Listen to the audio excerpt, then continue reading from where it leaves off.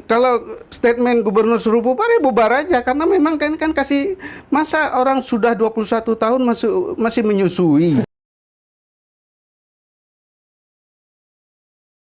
Assalamualaikum warahmatullahi wabarakatuh. Halo rakan lun, merumpolem di podcast Pehtem kalinya. Ya, buat teman-teman mandum rekan setia, merumpolem setiap Senin dan Kamis, dan kalinya bersama lun host Fadil di edisi Kamis 2 September 2021 ya, episode keempat tahun kedua. Dan pastinya rakan-rakan lum yang sabi setia menonton channel YouTube podcast Pehtem betua, subscribe, like, komen, share ke rakan-rakan lum mandum. Jadi sama-sama kita bangun channelnya dengan masukan yang lebih baik ya. Dan untuk koronyo spesial di edisi keempat tahun kedua ya, kita sudah menghadirkan narasumber langsung, yaitu ada Dr. Taufik Ar-Rahim, SEMSI, selaku akademisi dari UNMUHA, Universitas Negara Muhammadiyah Aceh. Ya, dan untuk hari ini tema kita adalah BPKS Sabang dalam pusaran kepentingan politik kekuasaan. Dan seperti yang kita ketahui, rakan Lumandum, ya, Pelabuhan Bebas Sabang itu merupakan organ vital bagi masyarakat Aceh. Ya, di mana arti dan fungsi pelabuhan bebas ini sangat penting karena menjadi tumpuan kehidupan perekonomian masyarakat Sabang dan juga Aceh secara meluas ya. Pelabuhan Bebas Sabang terletak pada lintasan internasional yang dilalui puluhan ribu kapal setiap tahunnya. Oke, kita sapa dulu narasumber kitanya yang sudah hadir di studio Pehtem. Assalamualaikum Pak Taufik. Waalaikumsalam. Gimana kabarnya Pak? Alhamdulillah sehat. Ya, dengan tema yang kali ulun sampaikan Buno. Selaku akademisi, Ron Pak, Kiban melihat 21 tahun BPKS karena di Aceh. Kira-kira apa dampak langsung bagi masyarakat Aceh dan Sabang? Baik, saya buka dulu ya masker ya. Iya, silakan Pak. Ya, sebenarnya cerita Sabang itu sebagai pelabuhan bebas, itu kan cerita romantisme Aceh masa lalu. Ya. Jadi dulu memang Sabang itu sebagai pelabuhan bebas, saya pernah menikmatinya juga pada masa kecil.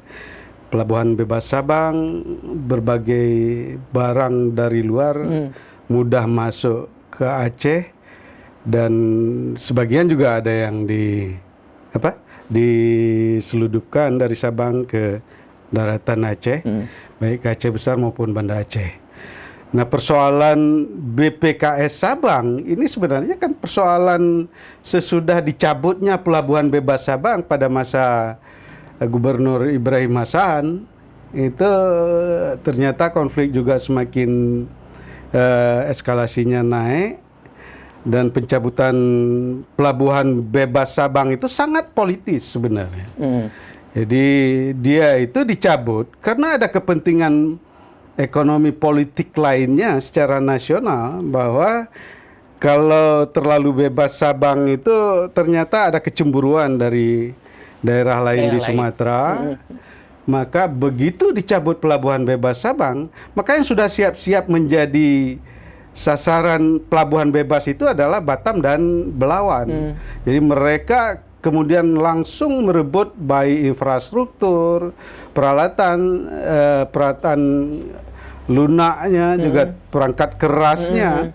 Mereka bawa ke Batam dan ke Belawan. Artinya bahwa saat itu memang ada lintas internasional yang sangat menarik di Asia Tenggara itu, yaitu Singapura sebagai pelabuhan transito. Jadi karena kapal yang melintas kalau kita lihat dalam 10-15 tahun terakhir ini, kapal melintas di Selat Malaka itu sebanyak 35.000 kapal tahunnya. Sudah itu kalau dari Samudra Hindia sekitar 75.000 kapal setiap tahun, per tahun. Nah, artinya bahwa pelabuhan itu menjadi daya tarik tersendiri untuk aktivitas ekonomi, dan kembalinya BPKS Sabang itu pada masa sebuah keputusan politik yang dilakukan oleh Habibie dengan Undang-Undang Nomor 37 Tahun 2000. Nah, karena apa? Memang tuntutannya pertemuan dengan Habibie di demo mahasiswa di Masjid Raya itu bahwa kembalikan Pelabuhan Bebas Sabang dan beri peluang untuk Aceh melaksanakan pemberangkatan haji sendiri. Betul.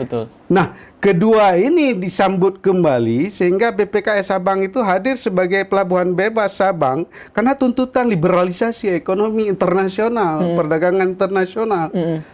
Sementara pelabuhan udara Belang Bintang itu juga direbut oleh Medan. Polonia dipindahkan ke Kuala Namu.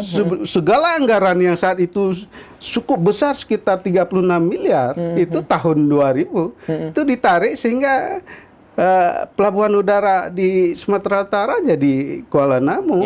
Nah, ini kan kecepatan orang untuk merebut peluang ekonomi termasuk pelabuhan bebas Sabang. Sudah 21 tahun. Nah, kalau kita ingat-ingat, ini kan keputusan politik. Sesudah pernah jadi pelabuhan bebas, kemudian dicabut, diberikan lagi.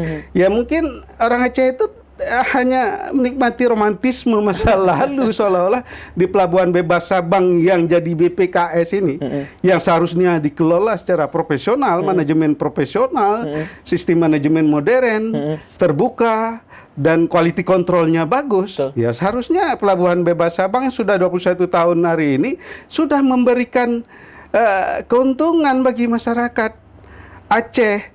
Jadi mampu mengungkit atau mampu melakukan stimulus ekonomi makroekonomi Aceh melalui pelabuhan bebas Sabang.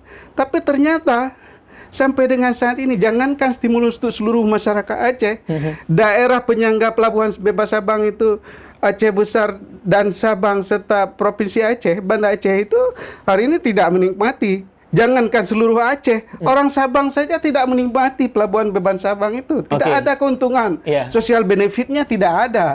Jangan kita bicara profit, keuntungan hadirnya pelabuhan bebas Sabang. Pada masyarakat aja nggak kerasa gitu. Pada masyarakat Aceh sendiri tidak terasa. Jadi liberalisasi perdagangan bebas hari ini menuntut kelengkapan infrastruktur baik yang perangkat keras maupun perangkat lunak sejak 21 tahun yang lalu dipacu pembangunan infrastruktur di Sabang. Nah, itu memancing korupsi. Dua kepala pelabuhan bebas Sabang itu kan terkena kasus korupsi. Yang hari ini masih ada yang belum keluar. Satu lagi sudah almarhum, kan itu lain ceritanya. Ya, berarti menurut Bapak setahun kepemimpinan Iskandar Zulkarnain itu nggak ada gebrakan apa-apa dari... Saya tidak tahu apa yang dia lakukan, karena apalagi manajemen pelabuhan bebas Sabang ini kan 3 kantornya. Ada di Jakarta, ada di Banda Aceh, dan ada di Sabang. Nah, sekarang itu kan beliau itu selama kepemimpinan Nova kan 3 kepala pelabuhan bebas Sabang yang diangkat. Yang bermasalah dengan Said Fadil sampai dia tuntut. Dan dia menang tapi tidak ada eksekusinya karena tuntutan petun itu. Yang kedua ya karena kosong, demikian lama kosong, diangkat Lazuardi. Lazuardi itu punya pengalaman manajemen organisasi birokrasi kan, pernah jadi pejabat sekda di Biren dan terakhir jadi sekda di Cetami yang menjelang pensiun, balik lagi ke Banda Aceh dimanfaatkan sebagai kepala BPKS Sabang. Beliau waktu itu pertama PLT, dia bersedia karena 6 bulan PLT. Tapi ternyata beliau nggak tahan juga. Beliau minta, berapa kali minta berhenti, lebih setahun beliau di BPKS Sabang. Terakhir diangkat lagi Iskandar Zulkarnain, yang punya pengalaman bisnis profesional, pernah kerja di Luxmaui, kemudian kerja di perusahaan besar yang punya gaji besar. Hari ini beliau mengeluh gaji kecil katanya. Udah biasa, udah gede-gede. Nah, ini artinya secara psikologis Iskandar Zulkarnain ini sudah mulai bermasalah di manajemen pengelolaan bebas Sabang atau BPKS. Secara nggak langsung money oriented. Iya, terserah lah karena dia sudah pernah menikmati, dia orang profesional. Jadi begitu melihat kondisi ini, termasuk katanya orang masuk kerja jam 10, jam kerja itu jam 8. Ini artinya secara psikologis dia sudah mulai tidak nyaman lagi. Kalau dia pertahankan, nanti sakit dia. Lebih bagus dia keluar saja.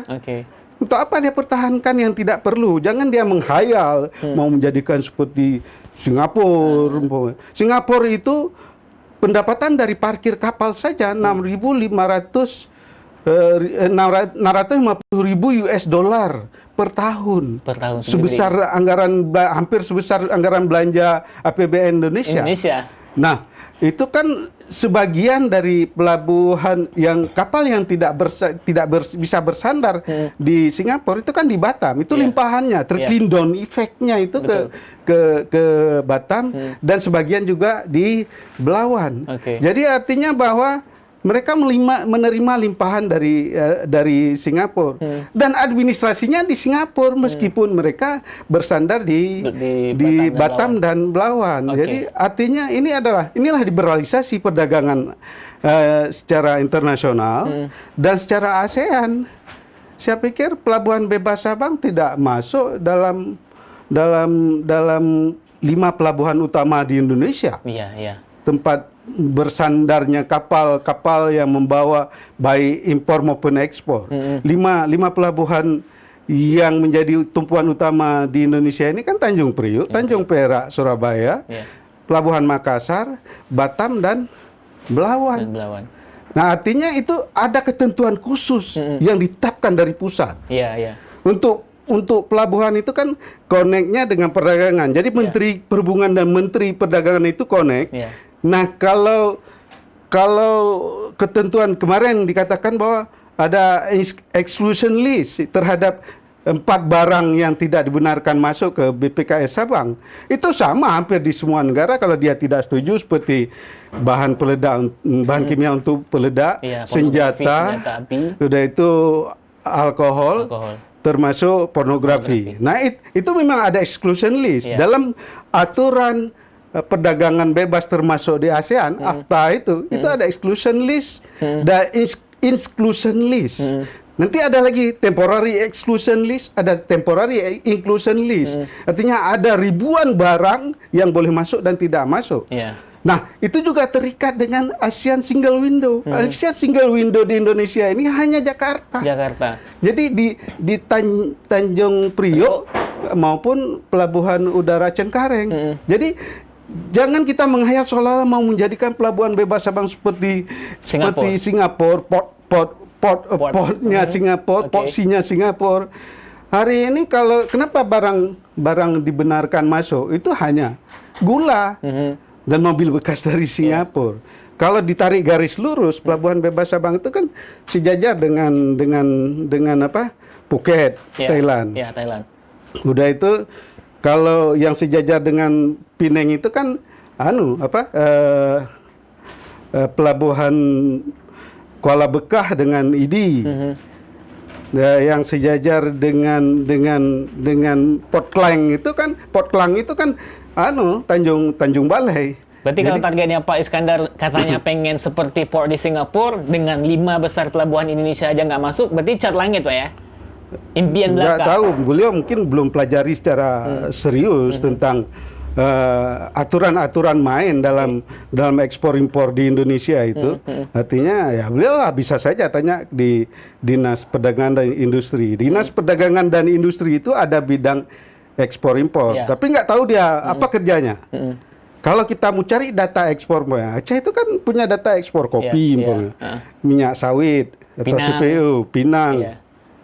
Udah itu ikan. Itu yang kita dapatkan dari Belawan. Dari Medan, dari Sumatera Utara, nggak ada data di sini. Jadi dia mau kerja sendiri atau kerja bagaimana BPKS Sabang ini? Ini kan ada aturan-aturan liberalisasi internasional tentang perdagangan bebas. Indonesia itu masuk bagian dari AFTA-nya ASEAN, ASEAN Free Trade Area. Jadi bukan pekerjaan yang gampang, tapi kalau sudah bisa dikerjakan mungkin bisa lancar. Jadi hari ini itu saya nggak tahu apa dia berhayal atau mimpi, atau karena dia mungkin kecil merasakan nikmatnya pelabuhan bebas Sabang.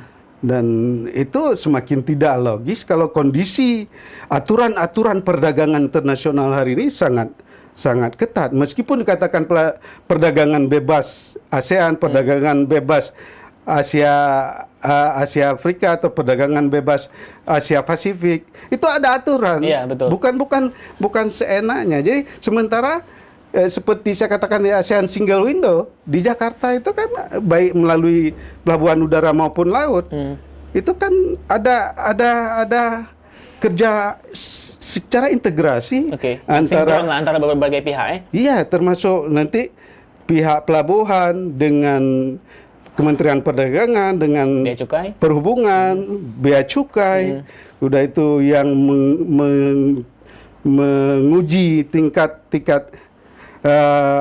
kimia barang dan lain-lain sebagainya, boleh masuk dan tidak masuk, itu kan dilakukan secara cepat. Sementara di Tanjung Priok saja mendapat reaksi seperti Presiden yang terlalu lama parkir, karena parkir kapal itu dihitung per jam atau per hari, itu kan makin lama makin bertambah jam parkir. Betul Pak. Gubernur Aceh Nova Iriansyah pernah memberikan statement nih, katanya salah satu persoalan yang sering dihadapi pihak BPKS itu dalam melakukan pembangunan adalah tumbang tindih antara regulasi di pusat sama di daerah. Itu gimana? Apakah itu yang salah satu membuat mereka seperti jalan di tempat di BPKS Sabang ini? Saya pikir ini kan aturan perdagangan itu ada. Jadi kalau Aceh sendiri belum punya kanun tentang ekonomi makro Aceh, termasuk ekonomi makro yang mengurus ekspor impor pelabuhan bebas Sabang untuk keluar dan masuk barang. Nah itu nggak ada kanunnya, semua kan harus pakai kanun, pakai aturan. Nah sementara itu ada, kalau dulu orang ke Sabang kan kapal-kapal itu kan karena dia berpikir di Sabang itu airnya cantik, bagus dan dipergunakan untuk konsumsi wisata mungkin. Kru kapal di laut. Tapi hari ini teknologi canggih, air laut itu kan diolah dengan teknologi dipakai untuk kepentingan konsumsi di dalam kapal.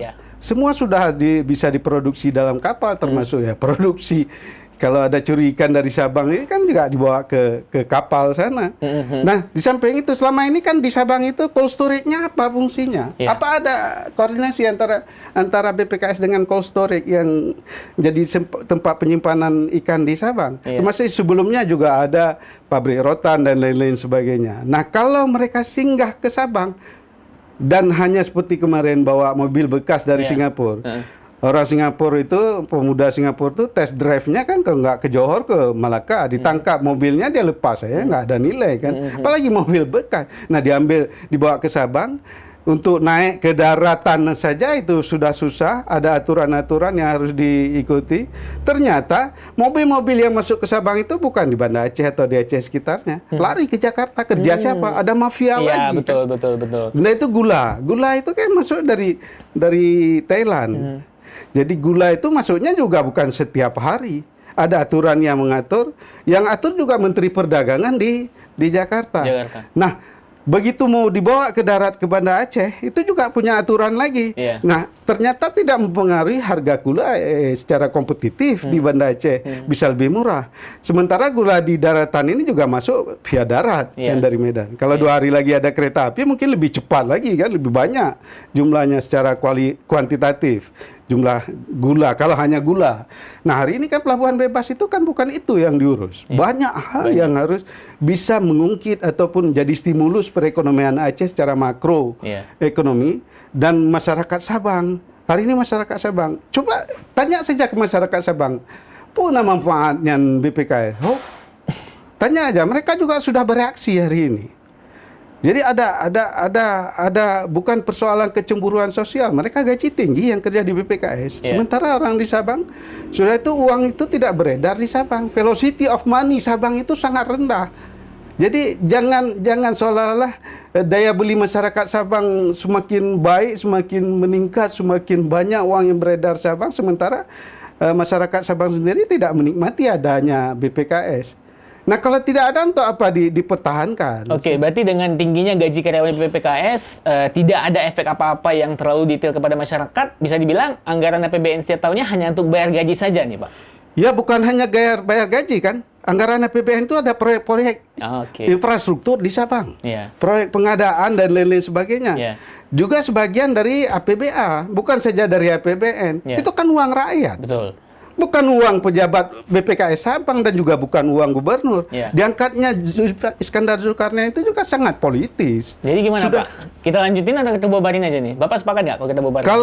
Kalau statement gubernur suruh bubar ya bubar aja. Karena memang kan kasih, masa orang sudah 21 tahun masih menyusui gitu. Harusnya sudah... Kok manusia udah lari, udah sadar lagi. Artinya itu kalau dikelola dengan manajemen profesional, BPKS Sabang itu sesudah 5 tahun kan menguntungkan, memberikan dampak ekonomi kepada masyarakat Aceh dan masyarakat Sabang. Hari ini sudah 21 tahun. Mereka eksis di Sabang, punya kantor di Sabang, punya kantor di Banda Aceh, punya kantor di Jakarta.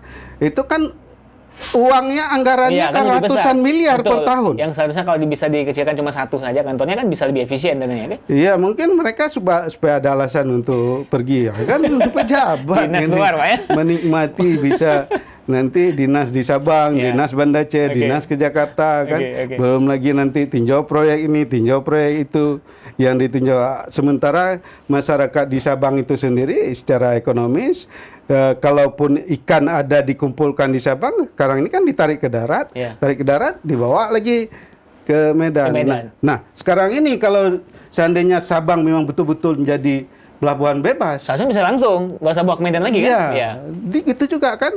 Kek Arun itu kan hari ini pipanya itu kan seharusnya tarik Sabang kalau memang BPKS Sabang sudah siap 21 tahun yang lalu.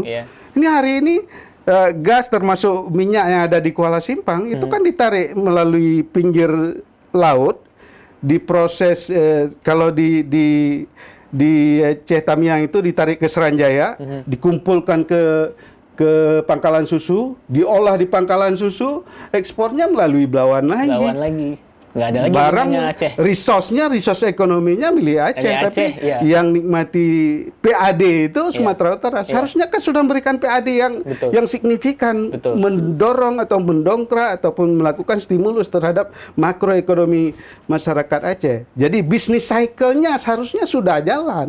Kalau memang benar BPKS Sabang itu untuk kepentingan rakyat Aceh. Itu kan bahasa-bahasa politis itu, kepentingan rakyat Aceh. Padahal kepentingan politik siapa yang berkuasa di Aceh hari ini, dia akan tentukan siapa kepala BPKS Sabang. Jadi setiap pergantian gubernur, kepala BPKS juga berganti. Ganti juga. Kebiasaan di daerah kita ya, Pak. Setiap ganti kepemimpinan ganti lagi dinasnya. Itu seharusnya BPKS Sabang ini kan lembaga bisnis.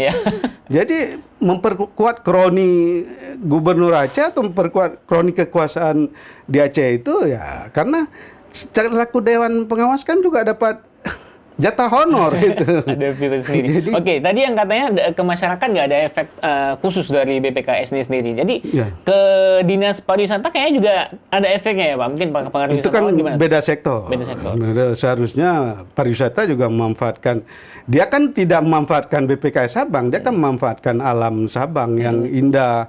Ada snorkeling, ada menyelam, ada orang ada kilometer nol, itu kan hanya itu daya tarik Sabang. Kalau dulu kan Sabang juga di samping terkenal dengan pelabuhan bebas juga menghasilkan cengkeh, kelapanya lumayan, cengkehnya hampir setara dengan kualitas cengkeh Simelu atau Pulau Aceh.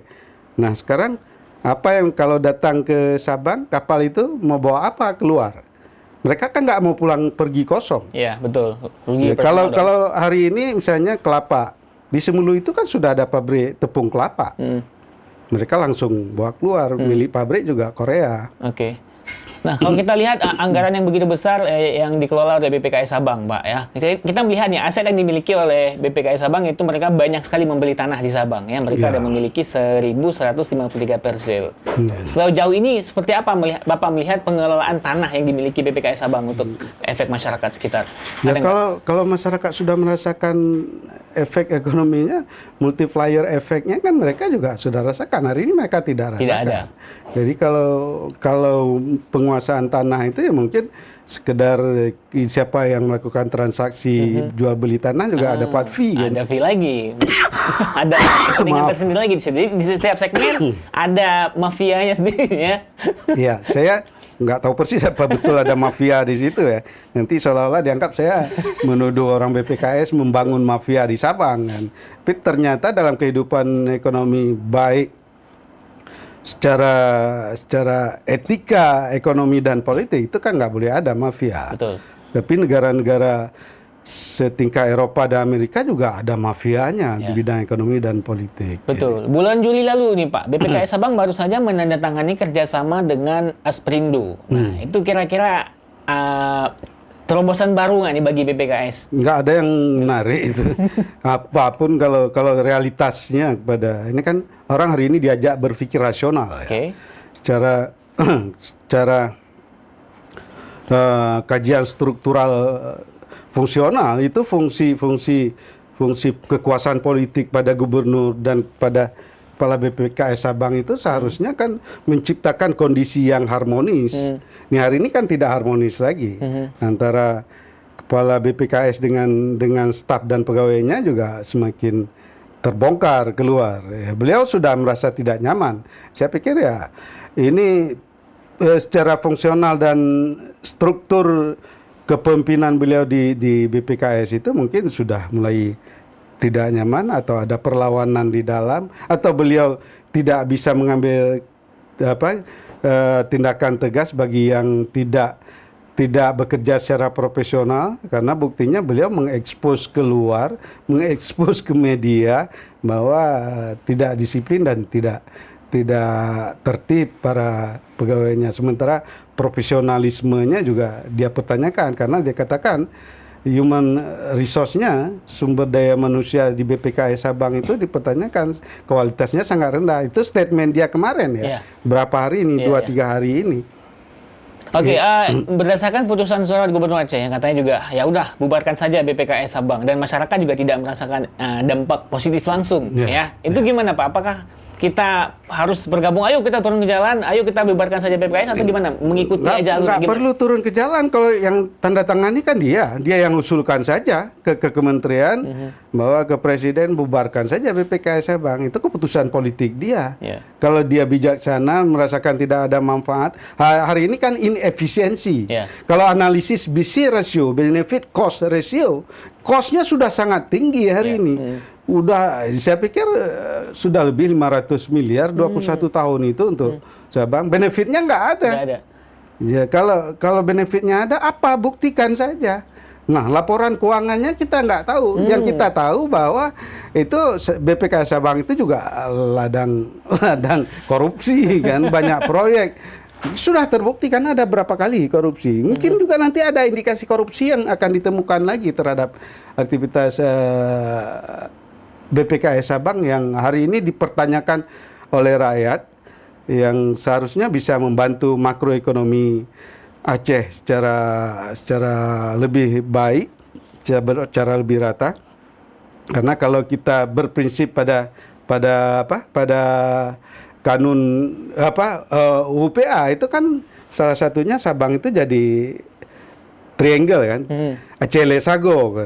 Lesago. Jadi kalau hari ini kanun itu juga belum ada dari turunan MU Helsinki, nah ini yang menghayal terus, rakyat tertipu terus kan. Duit habis terus. Jadi cost-nya semakin besar terus dengan hadirnya BP Sabang. Hanya dinikmati oleh segelintir orang yang terlibat. Yang punya jabatan situ. Kita tahu gajinya juga di atas UMP, UMR kan. Jadi menurut Bapak apabila nih kira-kira ya BPKS Sabang dibubarkan udah nggak ada lagi nih. Kira-kira apa? Mungkin ada nggak hal-hal yang bisa kita lakukan supaya pelabuhan pelabuhan Sabang ini bisa ternama lagi mungkin? Saya pikir dulu kan hadirnya pelabuhan bebas Sabang itu kan secara tradisional memang alami kan. Pelabuhan Sabang itu kan alami dia, tidak dibentuk. Memang kedalamannya bisa disinggahi oleh kapal. Nah, saya katakan tadi melintas 35.000 kapal di Selat Malaka dan 75.000 kapal per tahunnya di Samudra Hindia, mereka juga kan ikut aturan, tidak mau sembarangan kecuali sementara seperti ada kondisi emergensi kemarin, kan orang nggak turunkan di Sabang, turunkan Banda Aceh. Kalau orang perlu cepat, pesawat udara ke Sabang juga nggak ada lagi, dulu pernah ada. Jadi di samping infrastruktur lainnya, jasa perbankan di Sabang itu kan, jasa keuangan moneter di Sabang itu kan juga nggak ada. Saya pikir mungkin cuma Bank Aceh yang ada di Sabang. Bank lain nggak ada. Jangankan di Sabang, bank yang lain itu juga bermasalah di daratan kan, apalagi di Sabang. Ya apa security-nya? Nah itu kalau kepentingannya orang luar negeri itu kan dia mau cepat saja kan. Mau tarik uang, bisa tarik uang. Ada tersedia uang dolar Amerika, Singapura, Australia, itu apa ada di Sabang juga nggak ada. Betul. Sementara aktivitas perekonomian masyarakat Sabang hari ini kan sangat tradisional.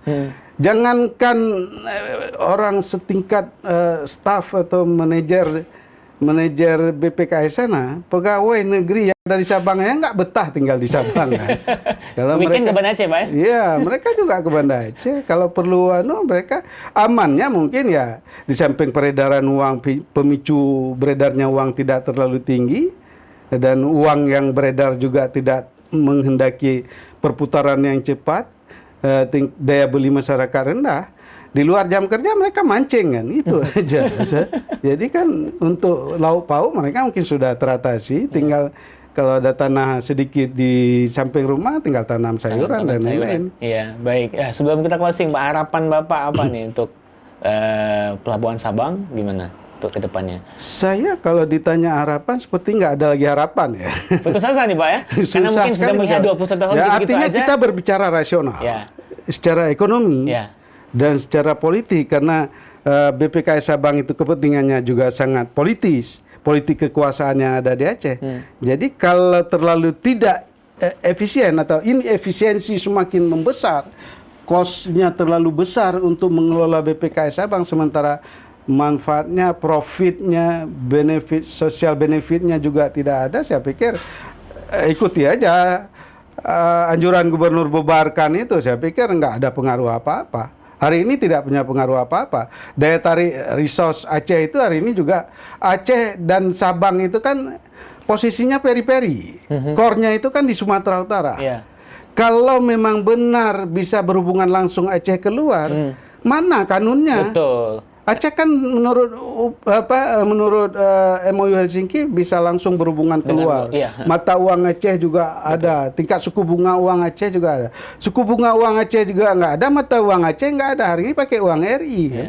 Rupiah itu uang RI bukan uang Aceh. Uang Aceh itu di MOU Helsinki kan dinar dan dirham. Sudah ada belum? Belum diurus kan, secara politis belum ada keputusan politik mata uang Aceh, tingkat suku bunga uang Aceh, kanun tentang mengatur makroekonomi Aceh, yang siklus bisnisnya bisa semakin cepat dan membangun Aceh. Yang diperlukan hari ini Aceh kan pertumbuhan ekonominya harus tinggi, sektor basicnya hari ini juga mekarat ya, apalagi selama COVID ini berbagai hal terhambat, dan jangankan berbagai hal bisnis dan ekonomi sektor kecil dan menengah, hubungan kita aja terhambat selama ini, pakai masker, nggak boleh dekat, terlalu banyak yang harus kita batasi selama ini. Jadi mudah-mudahan ini segera selesai. BPKS Sabangnya terserah keputusan gubernur aja lah. Kalau perlu bubarkan saja, karena dia sudah merasa nggak ada manfaat bagi masyarakat Aceh, dan itu sesuai dengan kajian dan analisis yang benar-benar pure ekonomi dan ekonomi politiknya sebagai kebijakan politik dari Nova Iriansah. Karena dia juga kalau nggak perlu demo itu, dengan tanda tangan juga selesai. Kecuali kita rakyat kecil ini demo, nggak makan pun demo kan. Tapi kalau dia kan dengan tanda tangan saja, itu terserah dia. Saya pikir kalau tidak ada manfaat, cost-nya terlalu tinggi, ya bubarkan saja. Ini kan hanya menyenangkan hati beberapa orang saja. Iya, baik. Terima kasih banyak Pak Dr. Taufik Ar-Rahim, MSc selaku akademisi dari Unmuha. Semoga apa yang kita bincangkan di kali ini memang ada hal titik temu yang terbaik lah. Dimana juga kita lihat Aceh, Sabang di ujung paling barat Indonesia sangat memiliki potensi yang sangat luar biasa untuk akses langsung dengan dunia internasional ya. Semoga bisa langsung mendapatkan hal yang baik untuk Pelabuhan Sabang, untuk kita semuanya bisa ada efek langsung bagi masyarakat Sabang dan juga Aceh ya. Terima kasih banyak Pak sudah hadir di studio. Baiklah rekan Lon, itu bincang kita di podcast PTM edisi kali ini, Kamis 2 September 2021 ya. Sampai jumpa lagi di episode selanjutnya. Betuon subscribe, like, komen, share ke rakan Lon Mandum.